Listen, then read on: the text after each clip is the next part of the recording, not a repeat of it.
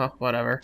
They advise the public to stay alert for people displaying deviant behavior and report anything that may help track down these individuals. Jeff, I'm busy. Fuck off. Hey, I'm reading newspapers. Fuck off. Victory in Asia. Berlin, July 8th, 1948. Early Monday morning, a special assault team launched an attack on the last stronghold of the People's Liberation Army. Within hours, the Republic of China surrendered unconditionally. Experts commented that the Japanese government have now no choice but to give up their territorial claims in Asia. Sources close to Field Marshal claimed that a plan is being drawn up for both China and Japan, which will transition the two countries into servant states with separate governments and military. These states will, of course, be supremely governed by the superior German Empire.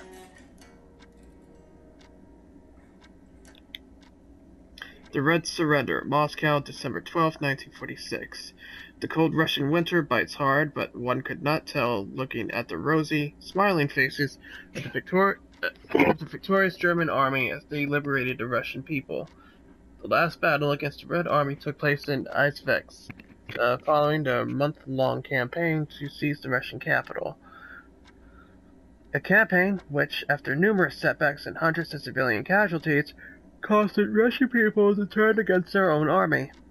With nightly bomb raids by the German Air Force on the Red Army's military factories in the Ural region, it was merely a matter of time before the Russian forces would start to lose their morale. The murderous tyrant, Joseph Stalin, is yet to be found, but there are rumors circulating that he may have been assassinated by his own men.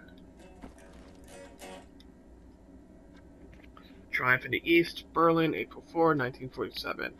It was a devastating defeat for the Red Army when the German flag was raised on the western side of the River Volga this morning. In a statement to our reporter on site, Field Marshal Frederick Ritter said the victory was not only thanks to our hardworking and dedicated troops, but also the result of a new weapon that was deployed for the first time in battle. The Panzerhund is a mechanical, autonomous beast of war that cannot feel fear and cannot feel remorse. It is the purest form of killing machine, and it will tear the Russians apart limb by limb. Royal Air Force down but not out. Liverpool, June 25, 1945. The Royal Air Force suffered a major defeat yesterday at the battle over Liverpool. Though major losses were reported on both sides, the RAF was forced to retire after losing more than two-thirds of their fighters. But even when faced with overwhelming odds, our brave boys in the sky continue to fight for king and country. The fighting spirit may be what constitutes the very essence of Englishness. Us Englishmen, we fight till the very end, said a corner shop owner trying to put out a fire raging inside St. Luke's Church. And I'll be damned if I let some Jerry come here and tell us what to do. Was this man channeling the spirit of RAF pilot Jameson, who was shot down above Liverpool yesterday, burst out of his burning wreckage, his body on fire, and armed with only a pistol, and killed 4 German paratroopers before finally succumbing himself. Even as the enemy stands on our doorstep, the RAF will go to hell and back to kick him out of England. Jolly good boys. Regine crosses the Atlantic. Vancouver 3rd, 1947. Earlier this week, a German submarine was sunk in the Cobalt Strait just a few miles off the coast of Cape North. Today, hundreds of ships crossed the Atlantic, and the first German troops set foot upon Canadian soil. Now is the time to be brave, said the Prime Minister in an emergency radio broadcast. It's now or never. Our boys at the front lines need your support. To defend our homeland, to defend our freedom. I think that's all of them.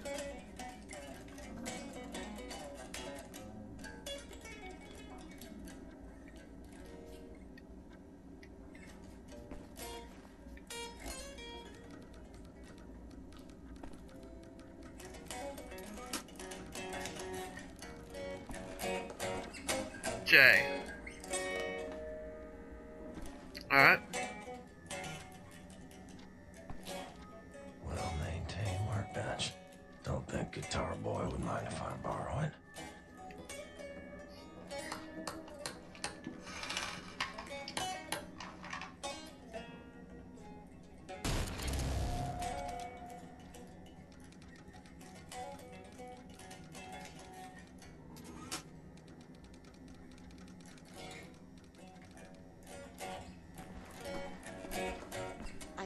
that folder, Captain. See if you can find it. I'm- It's called Project Whisper. Talk to Klaus. I'm getting to it, alright?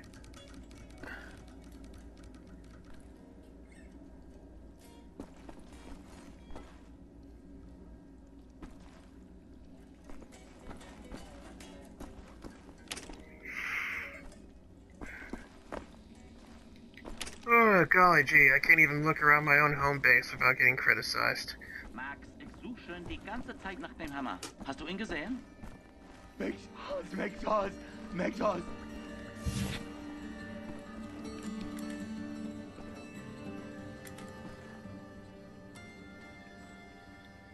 You know about before going off on you like that. It's a force of habit. No worries, Johnny Cowboy. It's not the first time it happens. Yeah, perhaps you should consider removing them tattoos. I will, in time. I was, as you Americans say, all wet when I got them, and I'm sorry to say it was a very proud moment of my life. I want removing them to be an even prouder moment. No more Nazis, no more tattoos. So long as you don't get in the way of me killing Nazis, we'll see eye to eye. Caroline's looking for a document folder, Project Whisper. Max doesn't speak English very well, but he does know Project Whisper. It's a risky business operation. He knows what it'll cost us to pull it out. Max doesn't like violence. He doesn't want to see anyone get hurt. Alles in Ordnung, mein Sohn. Wir werden für dich kämpfen. Caroline said you borrowed the folder. Do you have it here? I did take it 2 days ago, but I put it back. Go to the ground floor. The folder should be in the drawer in a desk in her room, where I left it. Alright. Make a looky-loo in Caroline's room. The folder should be inside a desk.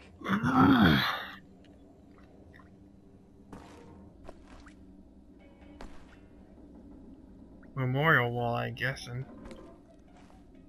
Lots of good people, it seems. Must be Max's room.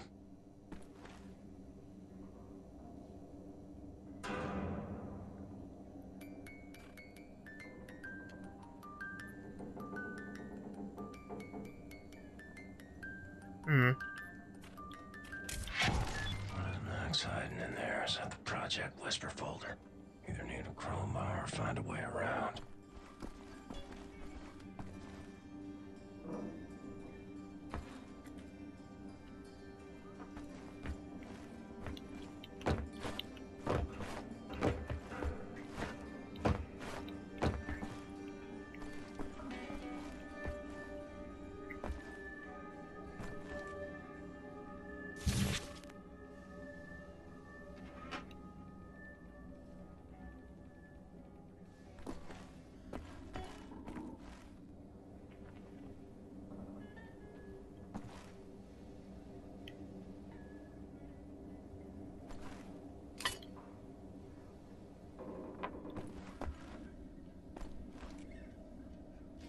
Oh man, my reading voice is gonna go after this.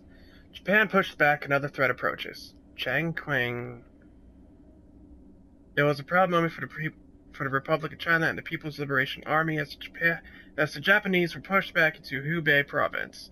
Yet from the north, another dark menace approaches at a swift pace. The German army has overthrown the brave Russian Empire and is now moving towards China. During a rousing speech earlier today, the chairman spoke of his faith in Chinese people. A unified China cannot be defeated, he said. A unified China cannot be conquered, and a unified China will never surrender. America surrenders. Washington, December 24th, 1948. Speaking to the American people on the falling snow on Christmas Eve, the President of the United States declared the government's total surrender to the German army. The announcement came just days after the atomic bomb was dropped on New York. This final act of violence may have saved millions of lives that would have resulted in a land invasion of America, said a German leader in a press statement following the announcement. I applaud the President for taking such a brave decision. After the President's speech, a spectacular show was put on by the invading troops parading down the streets of Washington to the roaring sounds of German jet fighters passing by overhead. Even more spectacular was the massive mechanical beast known as Panzerhunde, or armored dogs, hulking over the crowds.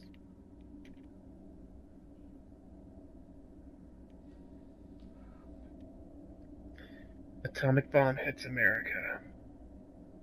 Paris, December 21st, 1948. The largest bomb ever invented was dropped 13 hours ago in New York City, largely decimating Manhattan and killing over 200,000 people. It is an atomic bomb, said our great leader in a radio broadcast. Speech to the Republic. 20,000 times more powerful than the biggest bomb ever created before. But more than a bomb, this is a warning to the American people.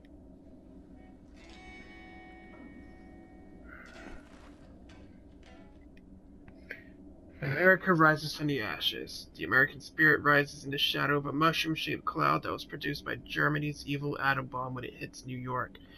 Cells of freedom fighters have assembled across the country and are taking up arms. Through targeted attacks on German VIPs and bombings of crucial military installations, the American resistance is making it very difficult for the invaders to remain in control. Reports claim that German invaders have become so desperate they are shipping elite anti-rebel units from China to prevent an insurrection from spreading.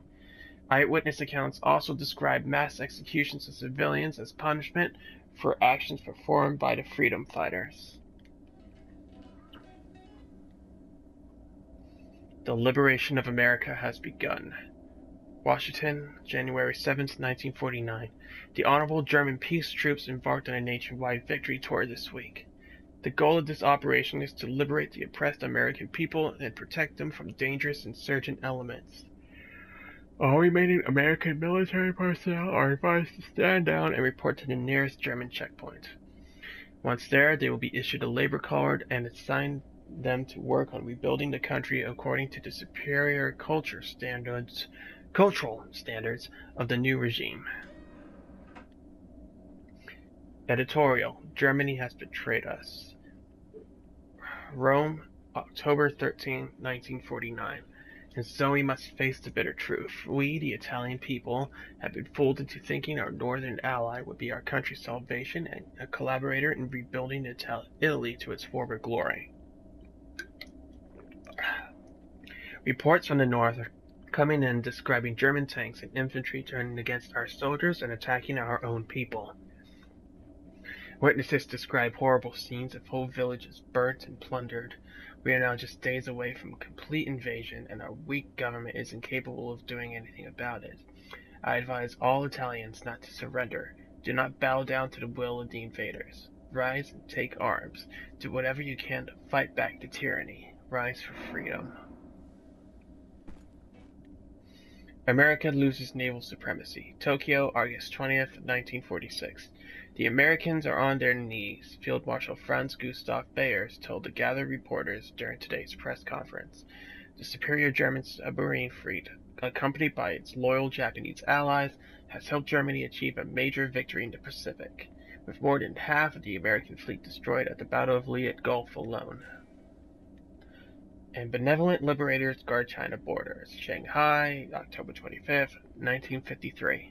Thanks to the ingenuity of German engineers, the Great Wall of China has been reinforced and upgraded by our benevolent German liberators. Hundreds of powerful atomic flat cannons have been installed along the wall, guarding the airspace from any potential invaders from the Mongolian territories. Wow, that's overkill. Anyway, elite German troops have also been stationed from one end to the other to guard the border. This is a great act of generosity bestowed by our benevolent liberators, symbolically marking the beginning of a new era of peace in Asia. Editorial: Is the terror threat over? Berlin, October 13, 1960. A strange feeling of serenity comes over me as I walk my morning promenade along the Unter den Linden. At first, I struggle to understand what this feeling comes and why I haven't felt it for so long. Then it hits me. For the last 6 months, there have been no terrorist activity, no ruthless killing sprees against innocent civilians, no car bombs in peaceful neighborhoods, no suicide attacks on public transports. That's the secret police, once and for all, won the war against terrorism.